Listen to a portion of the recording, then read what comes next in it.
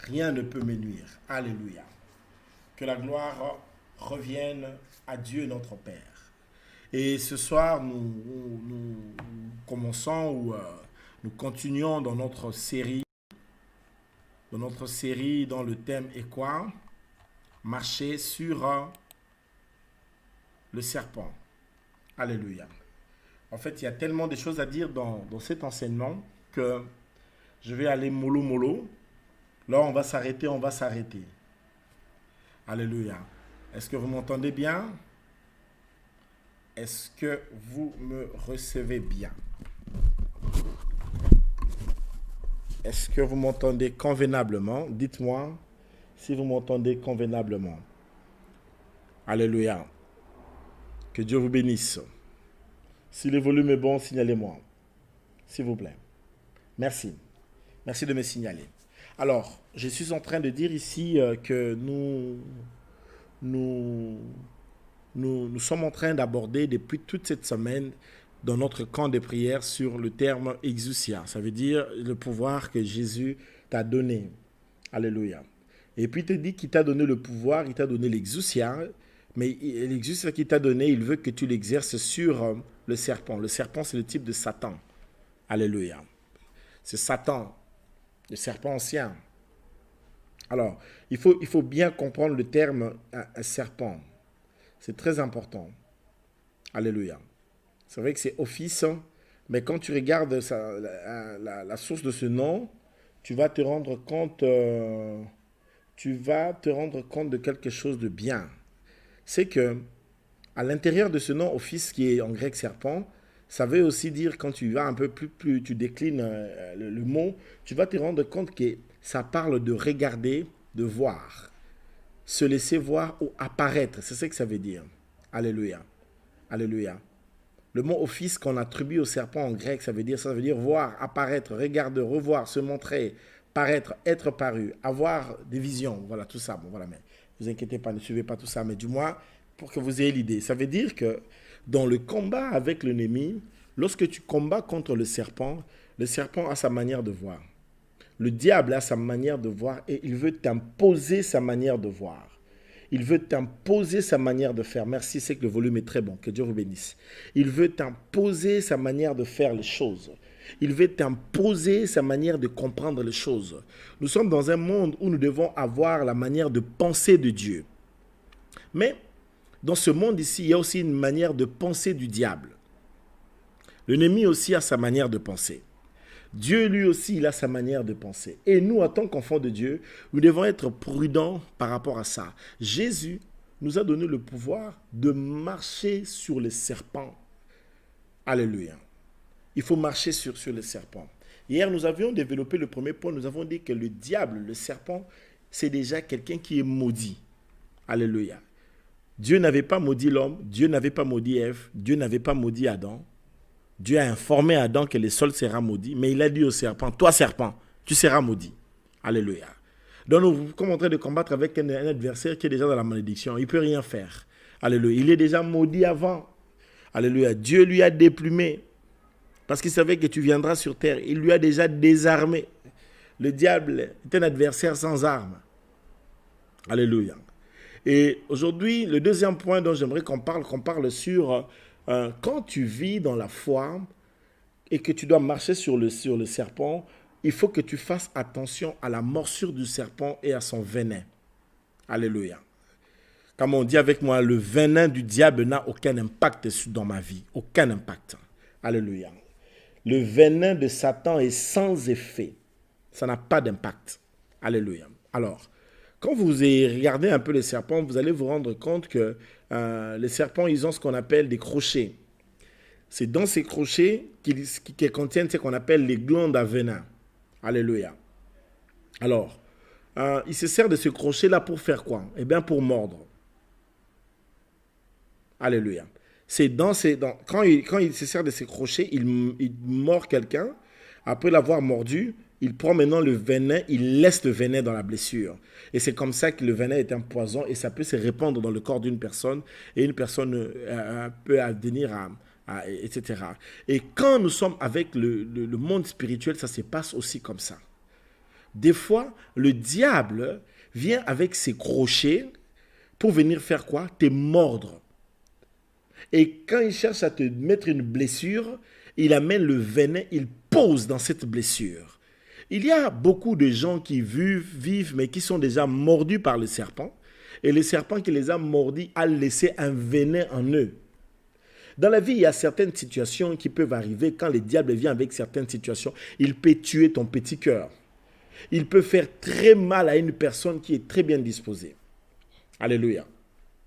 Alléluia. À supposer que tu es marié à une femme ou à un monsieur, un homme, et puis tu vois que cet homme-là te trompe avec ta meilleure copine. Et tu sais que quand tu divorces dans un truc comme ça, pour avoir confiance en un homme après dans la vie, ça devient difficile. Pourquoi? Parce que tu n'as pas seulement été mordu, mais les venins sont entrés. Ce soir, c'est une soirée où on va faire sortir les venins, les poisons que le diable a mis dans la vie. Vous savez, il y a des gens qui n'ont pas réussi dans certains domaines dans la vie, même dans certaines matières de cours, parce que tu n'aimais pas ce professeur, ou ce professeur-là t'insultait, ou tu avais une très mauvaise relation avec le professeur, et donc tu as même haï le cours ou le professeur, et ça peut te suivre comme ça toute ta vie jusqu'à l'université. Parce que tu t'es mis dans la tête que c'est difficile, et les professeurs qui étaient n'étaient pas déjà bons, etc. Et ça t'a détruit. Et il y a beaucoup de gens. Un jour, dans une église, dans le Codim, on a demandé aux enfants de faire la prière de Notre Père. On va prier notre Père. Et on a demandé qui va faire la prière de notre Père. Et un enfant a dit, je vais faire la prière de notre Père. Et quand l'enfant s'est levé, l'enfant, au lieu de dire notre Père qui est aux cieux, l'enfant a commencé la prière, notre Mère qui est aux cieux. La monitrice lui a dit, non, non, non, ce n'est pas notre mère, c'est notre Père. Il a dit à l'enfant, recommence. L'enfant a dit, notre Mère qui est aux cieux, que ton nom soit sanctifié. Alléluia. Et la monitrice est venue dire, mais non, il faut dire notre Père. L'enfant a dit, moi, je ne peux pas prier notre Père. Pourquoi? Parce que dans la vie de cet enfant, les références qu'il a sur le Père ne sont pas bonnes. Le repère qu'il a sur le Père ne sont pas bonnes. Et donc, il a grandi avec un père compliqué. Il a grandi avec une relation difficile avec le papa. Vous voyez les gens d'enfants qui voient le papa taper la maman.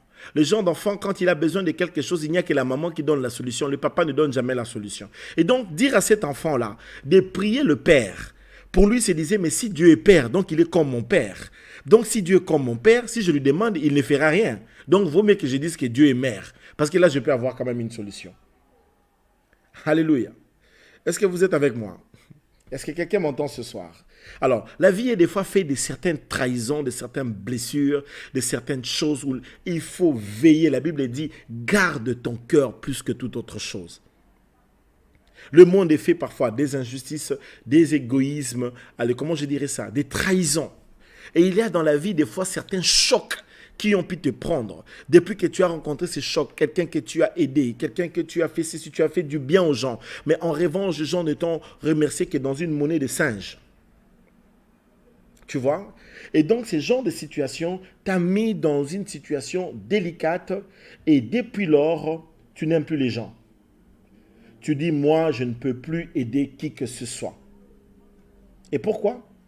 Parce que tu t'es rendu compte que les gens n'ont pas été corrects avec toi.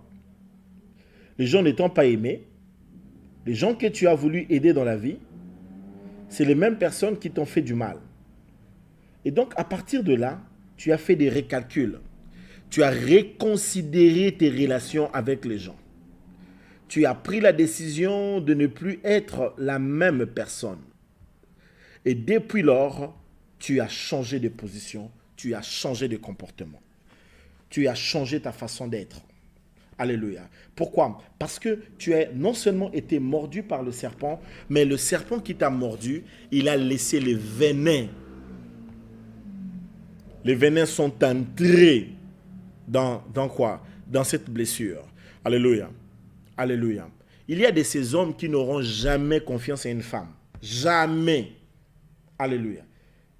Avant d'épouser aussi quelqu'un, il faut se poser la question si vous allez aller jusqu'où. Parce qu'il y a des gens comme ça, c'est un divorce que tu peux épouser. Pourquoi? Parce que lui n'a jamais confiance en une femme. Tu vois, ce genre de garçon qui a grandi, qui a vu comment sa maman trompait son papa, Ce genre de personnes, même quand lui doit se marier, il ne peut pas faire confiance à une femme, jamais. Et j'en connais des gens comme ça, même quand sa femme va pour acheter du pain à Zando, je ne sais pas moi comment on appelle ça, et tout ça, au petit boulangerie du coin là, le gars n'est pas du tout à l'aise.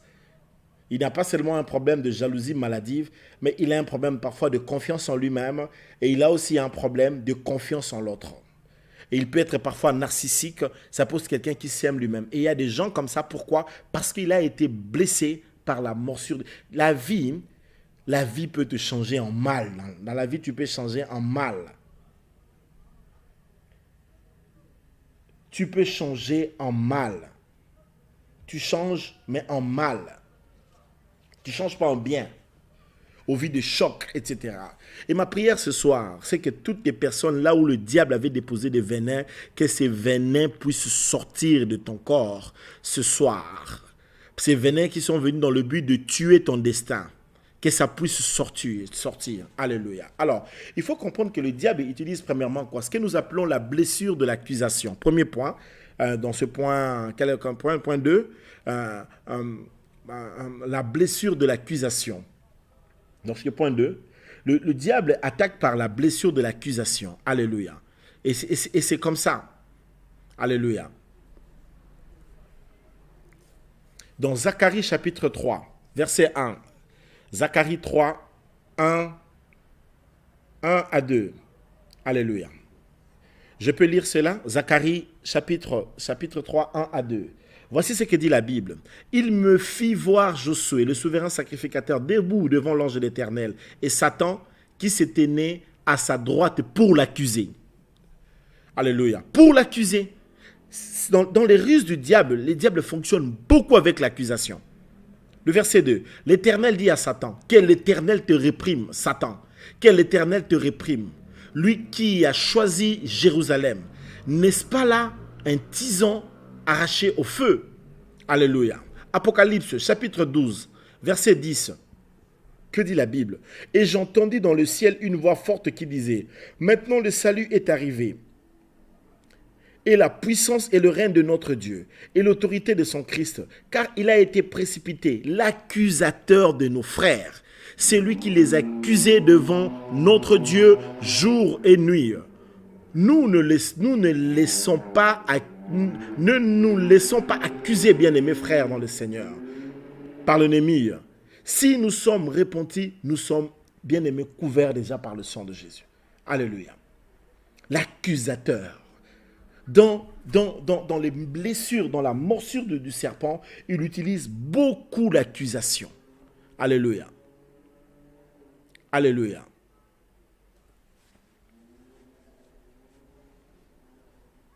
Alléluia. L'accusation, c'est vraiment l'arme de l'adversaire. Il utilise les venins, ou je peux dire les crochets d'accusation, pour mordre.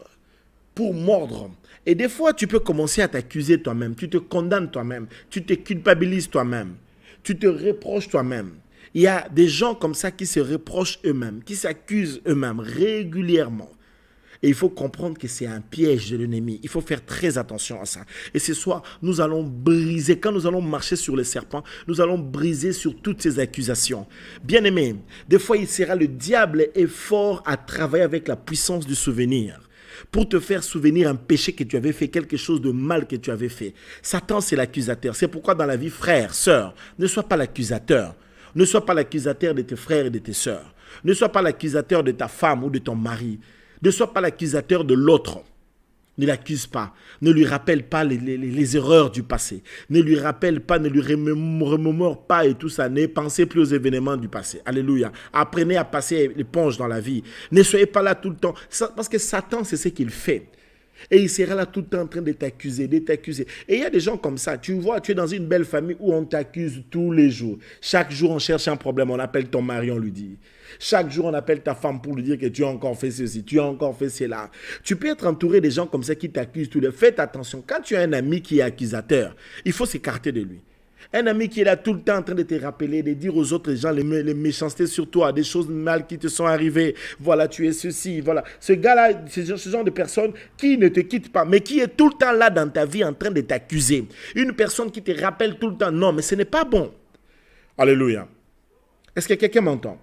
Come on, dis avec moi, stop à l'accusation. Come on, dis avec moi. Dis avec moi, ne m'accuse plus. Come on, tu peux dire ça? Ne m'accuse plus. Aide-moi, écris-moi ça. Ne m'accuse plus. Alléluia. Le diable est là. Quel est son rôle? Alors, la Bible nous dit quoi? Il s'est tenu à sa droite pour l'accuser. Tout le rôle du diable, c'est de nous accuser.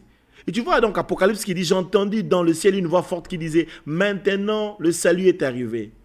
Et la puissance et le règne de notre Dieu, l'autorité de son Christ, car il a été précipité l'accusateur de nos frères. Combien de fois le diable ne va-t-il pas nous accuser devant Dieu? À chaque fois que tu pêches là, le diable il va devant Dieu et t'accuse. Alléluia. Alléluia. Et c'est ça sa stratégie, c'est l'accusation. Alléluia. Que personne ne t'accuse ce soir. Alléluia. Comment tu peux écrire-moi ça. Ne m'accuse plus au nom de Jésus. Que plus personne ne t'accuse. Alléluia. Deuxième des choses. Dans la deuxième blessure, le diable utilise la morsure de la tentation. Donc d'une part, il a les crochets. Dans les deux crochets, un crochet, c'est le crochet de l'accusation. Et l'autre crochet, c'est le crochet de la tentation. Alléluia. Dans Matthieu chapitre 4, verset 1er, je vais aller un peu plus vite. Matthieu chapitre 4, verset 1er, qu'est-ce que nous dit la Bible? La Bible nous dit ceci. Alors Jésus fut emmené par l'Esprit dans le désert pour être tenté par le diable. Alléluia. Donc le diable habite dans les déserts. Je l'ai dit la fois passée quand j'ai parlé dans le désert, c'est des endroits spirituellement pas très bien. N'est-ce pas? On en a parlé un peu quand on parlait sur le désert, c'est que ça voudrait dire... Parce qu'en Israël, il y a plusieurs sortes de déserts. Il y a le petit désert, il y a le grand désert, etc. Peut-être qu'un jour, on en parlera si le temps nous permet. Mais ici, j'aimerais vous faire comprendre que, tu vois, le diable... alors, Jésus fut emmené par l'Esprit dans le désert pour être tenté. Le diable est un tentateur. La tentation, ça existe. La tentation, ça existe. Il faut éviter de jouer au jeu du diable, au jeu de la tentation. Dans 1 Corinthiens, chapitre 7, verset 5, qu'est-ce que nous dit la Bible dans 1 Corinthiens, chapitre 7, verset 5? La Bible dit ceci, « Ne vous privez point l'un de l'autre, si ce n'est d'un commun accord pour un temps afin de vaquer à la prière, pour retourner ensemble, de peur que Satan ne vous tente par votre incontinence. » C'est le genre d'histoire où tu vois une personne, je connais une maman qui a fait une séparation de corps avec son mari. Séparation de corps. Elle a fait ça pendant 6 mois. Le gars réclamait, les gars parlaient, les gars parlaient, les gars parlaient. Elle a dit, niet. Alléluia. Niembes. Vous connaissez Niembes? Alléluia. Et donc là, qu'est-ce qui se fait? Le piège de la tentation s'ouvre. Alléluia. Alléluia. Et c'est très important. C'est très important d'éviter de s'ouvrir à la tentation, etc. Évite de faire des choses de manière à tenter ta femme ou à tenter ton mari. C'est une personne, c'est un être humain avec des cellules, avec des muscles, avec comment je peux dire, avec tout un corps qui fonctionne. Si tu crois que c'est parce qu'elle est sœur en Christ et qu'elle prie beaucoup, elle prie en langue, que tu dois te permettre n'importe quoi. Le diable est un malin. Il sait comment il a détruit des couples comme vous avant. Donc pour vous attaquer là, il sait ce qu'il doit faire. Pourquoi arrêter de vous disputer inutilement? Que la paix soit avec vous. Au nom de Jésus-Christ. Alléluia. Écoutez un peu Galates 6, verset 1er. Galates 1. Galates 1 nous dit quelque chose de fort. Aidez-moi, quand je donne un verset, écrivez seulement que les gens lisent en bas. Laissez-moi lire. Vous seulement, vous notez en bas là, dans le chat. Alors, écoutez ce qu'il dit Galates 1. Il dit, frère, si un homme vient à être surpris en quelconque faute, vous qui êtes spirituels, redressez-le avec un esprit de douceur. Des fois, il y a quelqu'un même dans l'église, quelqu'un comme ça, dans notre église connectée ici. Si quelqu'un fait une erreur, qu'est-ce qu'il faut faire? Il faut le redresser avec un esprit de douceur. Toi, tu n'as pas de douceur quand il s'agit des autres. Quand les autres personnes pêchent, tu n'as aucune douceur. Là, c'est toute ta rigueur qui sort. Mais quand c'est toi qui pêches, tu es très doux envers toi-même. Quand toi-même tu fais des péchés, là, tu te comprends et tout ça. Des fois, tu reproches à l'autre ce que toi-même tu es en train de faire. Comment toi, tu n'es pas fidèle, tu exiges à l'autre d'être fidèle? D'où vient que toi, tu dois être infidèle? Qui t'a dit que toi, tu dois être infidèle et que l'autre doit être fidèle? Ça vient d'où? C'est au nom de quel principe spirituel? Au nom de quel verset biblique? Au nom de quelle Bible? Au nom de quel Dieu? Alléluia. Frères, sœurs, écoutez-moi. Tu es fort à reprocher les autres avec douceur. Alors écoutez la suite. Prends garde à toi-même de peur que tu ne sois aussi tenté. Rien ne veut dire que si l'autre a fait telle chose que toi, ça ne peut pas t'arriver. Hein? Rien. Hein? Rien ne rassure que toi, ça ne peut pas t'arriver. Attention, la vie, elle est bizarre. La vie, elle est bizarre. Faites attention à l'orgueil, faites attention à l'argent, faites attention au désir de la chair, faites attention au péché sexuel, faites attention à ces choses. Tu n'es pas à l'abri, personne n'est d'ailleurs à l'abri, parce que le piège de la tentation existe. Alors lisons ce verset ici pour finir cette partie ici et tout ça. Que dit la Bible dans Juge, chapitre 16, verset 19? Écoute ce que dit la Bible dans Juge 16, 19. Il dit, « Elle l'endormit sur ses genoux, et ayant appelé un homme, elle rasa les 7 tresses de la tête de Samson et commença à le dompter. Il perdit sa force. » C'est quand même bizarre ici. Alors ce qui m'étonne souvent dans ce texte, vous savez c'est quoi? C'est le fait que Samson avait beaucoup de cheveux. Alors, maintenant, il s'endort sur les cuisses de Dalila. Lorsqu'il s'endort sur les cuisses de Dalila, la femme là est en train de lui couper les cheveux. Parce que les ciseaux de ces temps-là ne sont pas les ciseaux de notre époque ici. C'est pas si fine, si moderne. Tu vois? Ce n'est pas des ciseaux comme nos ciseaux d'aujourd'hui. Les ciseaux là, c'était des ciseaux durs. Donc, quand on coupe les cheveux avec, donc la tête va avec. Vous voyez, les garçons qui sont là avec moi, ils savent un peu quand on coupe les cheveux, comment est-ce que la tête va bouger. Mais ma question, elle est comment Samson s'endormait? Mais non, c'est pas possible. Quel sommeil avait-il? Ah! Vraiment? Bampanga Vincent. Quel sommeil! Donc, je me demande, mais les cuisses là de Dalida, c'était comment? Comment il pouvait dormir comme ça alors qu'on lui coupe les cheveux? Le gars ne se rend pas compte. Ah! Le péché, c'est comme les cuisses de Dalida. Quand tu es dedans, tu ne te rends même pas compte que tu es en train d'aller dans un mur. Le péché, c'est comme les cuisses de Dalida. Quand tu es dedans, tu ne te rends pas compte que tu es en train de perdre ta femme. Tu es en train de perdre tes enfants. Tu es en train de perdre ton entreprise. Tu es en train de perdre ton salut. Tu es en train de perdre tes bénédictions. Et quand le diable est en train de te tenter, il va te tenter dans les cuisses de Dalida. Parce que là, il sait qu'il va t'endormir et tu vas bien. Et il y a des gens comme ça qui sont endormis. Je connais des gens comme ça. On les a fait manger les zakalaha. Vous connaissez ça? Ça se trouve en Afrique. Donc, on lui a fait manger un truc, les gars, là, depuis... Je connais un garçon comme ça qui était ici en Belgique. Il était bien ici en Belgique. Il avait une très bonne vie, une bonne situation. Il part en Afrique, on lui fait manger les zakalaha. Maintenant, il est au village. Il est resté là-bas au village. Je vous dis au village, il n'est même pas dans la ville de Kinshasa. Il est au village. Et le gars ne comprend pas, même quand vous lui parlez, ses yeux ne s'ouvrent pas. Il a mis sa tête sur les cuisses de Dalida. On le coupe les cheveux, mais il ne se rend même pas compte.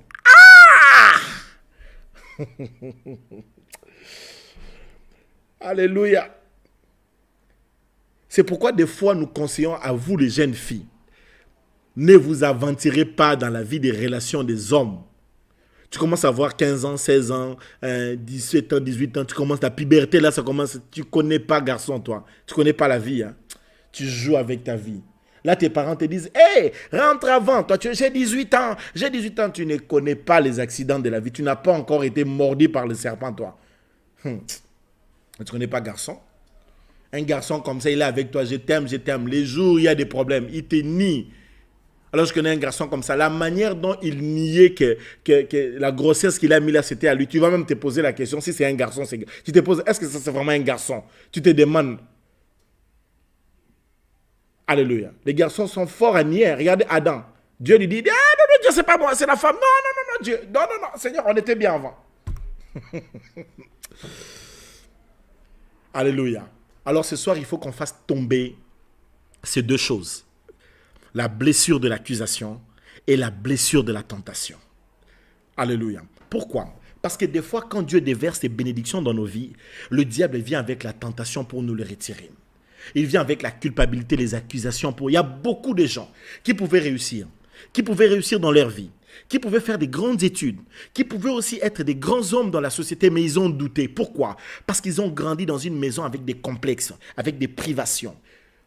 Quand tu as grandi dans une maison où tu as été terrorisé par le père ou par la mère, il y a une sorte de domination de l'âme. Quand tu as grandi dans une maison où tu n'as pas pu être épanoui, quand tu es entré dans une relation avec un monsieur, un homme qui t'a dominé, qui t'a écrasé alors que tu as les diplômes, tu es une fille qui a des valeurs, tu es une fille qui a quelque chose à faire valoir. Mais depuis lors, le gars t'a fait comprendre que tu étais néant. Ma sœur, je te dis que tu n'es pas néant. Quand tu t'es marié à une femme qui a passé tout son temps à t'insulter et qui en sorte qu'elle a mis le doute en toi, quand tes parents ont cassé en toi l'élan de grandir, quand ta société et même ton pays, parce qu'il y a d'autres gens qui ne réussissent pas, c'est parce que tout leur pays, le système du pays, leur empêche d'émerger. Il y a des gens qui n'arrivent pas à émerger, c'est vraiment la politique qu'il y a dans le pays qui les empêche d'émerger. Ici en Belgique, il y avait un truc qu'on faisait BBB, Belge blanc aux yeux bleus.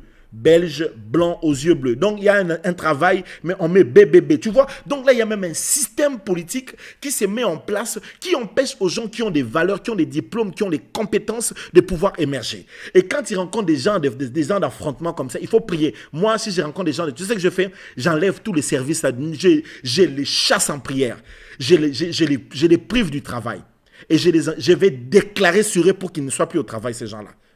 À commencer par la personne qui a inspiré ce genre d'initiative. Et je crois en la puissance de la prière. Parce que je l'ai fait maintes fois. Alléluia. Je vous l'ai dit. J'ai déjà expérimenté comment est-ce que j'ai pu, par la prière, enlever quelqu'un qui était en fonction du gouvernement. Il était ministre. Et donc, ce n'est pas impossible d'élever quelqu'un qui est un directeur général, je ne sais pas moi, ou un conseiller général régional, que sais-je encore. Alléluia. Donnez-moi un amen si vous m'entendez. Donnez-moi un amen si vous m'entendez. Alléluia. Bien-aimé dans le Seigneur, tu dois croire. Fais attention à ces deux venins du diable, la morsure de la tentation. Le diable voit que, voilà, tu vois, tu es à la veille de ton mariage et tu vois une ancienne copine là. Tu as abandonné depuis des années. Et puis du coup, elle commence à t'appeler. Et du coup, toi aussi tu dis, bah non. Parce qu'on dit toujours, je suis sage, non, je suis prudent. Hey, toi, tu es prudent. Comment tu sais que tu es prudent? Le fait déjà de se savoir prudent, c'est une imprudence. La prudence, c'est de dire je ne suis pas prudent. Quand tu dis non, je suis prudent, j'ai le contrôle, tu vas être surpris. Tu ne connais pas comment Satan fonctionne? Tu vas perdre ta fiancée comme ça. Et je vous dis, il y a des femmes comme ça à la veille du mariage. Et je connais une comme ça qui a été enlevée par son ex. Elle voulait se marier comme ça. On attend la femme dans la salle. Son ex est à Paris, il lui a pris et il est parti avec elle très loin. Il veut pas que... Oh Jésus. Non, mais il y a des choses qui sont comme des feuilletons. Hein. C'est comme un conte de fées, je vous assure. Bien-aimé dans le Seigneur, faites attention à la blessure de l'accusation. Et il y a le doute qui s'installe en toi. Et tu es en train de dire que dans tel travail, je ne peux pas être engagé. Moi, je ne peux pas travailler à la Banque mondiale. Moi, je ne peux pas travailler à l'ONU. Moi, je ne peux pas travailler à l'Union européenne. L'Union européenne, c'est en Belgique. Quand tu vis en Belgique, parmi les sièges de postes que tu dois aussi avoir l'aspiration, c'est aussi là-bas. Essaye d'envoyer les CV là-bas. Pourquoi tu n'envoies pas les CV là-bas? Qui t'a dit que toi, tu ne peux pas travailler dans ton gouvernement, dans le FMI, dans ton pays? Pourquoi tout le monde a toujours la tentation de croire qu'il ne faut pas viser grand? Non, tu vois, on est des Noirs et tout ça. Bien aimé, c'est d'ailleurs comment tu vas expérimenter pour que tu comprennes que la grâce est avec fonctionne. Il faut que tu aies des postes là où on ne pouvait pas t'engager. Ce n'est pas dans des endroits où on peut t'engager. C'est vraiment dans des endroits où on ne pouvait jamais t'engager. Là, tu vas dire que non, non, non, non, non. Il y a un Dieu qui est invisible, mais qui est plus puissant que tous les êtres de la terre. Est-ce que quelqu'un a compris cet enseignement de ce soir? Alléluia. Donc, faites très attention par la blessure de l'accusation. N'accusez pas, ne culpabilisez pas les gens dans la vie. N'accusez pas ton mari, n'accuse pas ta femme, n'accuse pas tes parents. Toi aussi, parfois, c'est ta faute. Au lieu de réussir dans certains domaines, tu n'as pas réussi. Toujours, c'est la faute à ma mère. C'est la faute à mon père. Arrête d'être un accusateur de tes parents. Tu accuses tes parents, pourquoi? Tes parents ont fait ils ont aussi leurs limites. Maintenant, toi, prends ta vie, le bras, le corps, ose, essaye. Là où les parents n'ont pas peut-être pu, parce qu'ils ne sont pas Dieu, ils ne peuvent pas tout faire. C'est vrai. Tu vois, peut-être il y a des parents qui avaient, parce qu'il y a des gens qui ont des parents qui avaient vraiment le lucre, qui avaient les moyens. Mais tu vas voir, ces papas-là étaient dans la distraction des femmes. Et un jour, je rencontre un monsieur comme ça. Tu sais combien? Il a fait des cinquantaines d'enfants. Vous vous rendez compte? Le gars avait le lucre. Mais après, il est en train de mourir pauvre. Trop de femmes dans la vie. Les femmes, là, c'est beaucoup de séméki. Beaucoup ça te fait perdre ton. Et là, le diable utilise ça. Et tu perds. N'accuse pas ton père. N'accuse personne. Et ne laisse non plus personne t'accuser. Ne laisse pas les circonstances de la vie te blesser. Ne les laisse pas être blessé. Ne laisse aucun venin. Demain, je parlerai longtemps sur le venin. Ne laisse aucune blessure de la vie, aucun choc, même quand un fiancé t'abandonne, même comme une fiancée t'abandonne, même quand tu perds quelque chose qui est bien, même quand tu perds un être cher. C'est très difficile de perdre quelqu'un de cher. C'est pas évident, c'est pas facile. Mais même si tu perds un être cher, même quand tu, etc., fonce, lève-toi, vas-y. Tous les garçons ne sont pas mauvais. Toutes les filles ne sont pas mauvaises. Ce n'est pas toujours les autres qui sont responsables. Et aucune personne n'a le droit de te porter dans un regard injurieux. Prends courage parce que toi aussi tu peux. Est-ce que tu peux dire avec moi, moi aussi je peux? Come on. Est-ce que tu peux dire ça avec moi? Moi aussi je peux. S'il vous plaît, j'ai vraiment envie de lire ça. Quelqu'un me l'écrit aujourd'hui. Moi aussi je peux. Alléluia. Et si tu peux acclamer maintenant pour la gloire de Dieu. Alléluia. Alors maintenant, on va prendre notre 10 minutes de prière. Et on va prier. Je crois que samedi, on va prendre plus de temps dans la prière pour la journée de samedi. Et là, maintenant, pendant 10 à 15 minutes, on va prier. On va prier pour briser tout ce qui est d'accusation, pour briser tout ce qui est des blessures pareilles. On va prier pour le briser. On va prier pour l'anéantir. On va prendre autorité sur ça et on va briser ces choses. OK? Est-ce que tu es prêt? Are you ready? Si tu es prêt, écris-moi, je suis prêt. Et puis on va démarrer. Qu'est-ce que tu vas faire là maintenant? Tu vas prier. Tu vas prier, tu vas briser tout ce qui est d'accusation, tout ce qui peut retenir ta vie dans les accusations et tu vas chasser tout ce qui est des tentations. Allez, élève ta voix, commence à prendre autorité, commence à prier au nom de Jésus, alléluia. Seigneur, nous brisons toute forme d'accusation, les paroles d'accusation que les hommes ont dit, qui étaient dites dans le monde des sorciers, dans la sorcellerie. Seigneur, cette fille qui était maudite par ses tantes parce qu'elle réclamait les biens de son père, je brise ces accusations. Bien-aimé, commence à briser les accusations des sorciers, les accusations de l'ennemi. Chaque fois que le diable vient devant le Père pour venir m'accuser, Seigneur, je brise ces accusations au nom de Jésus. Seigneur, tous les péchés qu'il y a dans ce monde, c'est la faute à Satan. Il n'a pas le droit de nous accuser. Voici, qu'il soit accompli cette écriture, que l'Éternel te réprimande, Satan, que l'Éternel te réprime, Satan, que l'Éternel te réprime. Lui qui a choisi John Nguizani. Bien-aimé, prends autorité. Commence à briser. Brise toute forme d'accusation. Brise les accusations du monde spirituel, dans ta famille, des accusations dont tu as rencontré, des lois établies qui sont établies sous forme des accusations. Brise cela. Prie au nom de Jésus. Allez.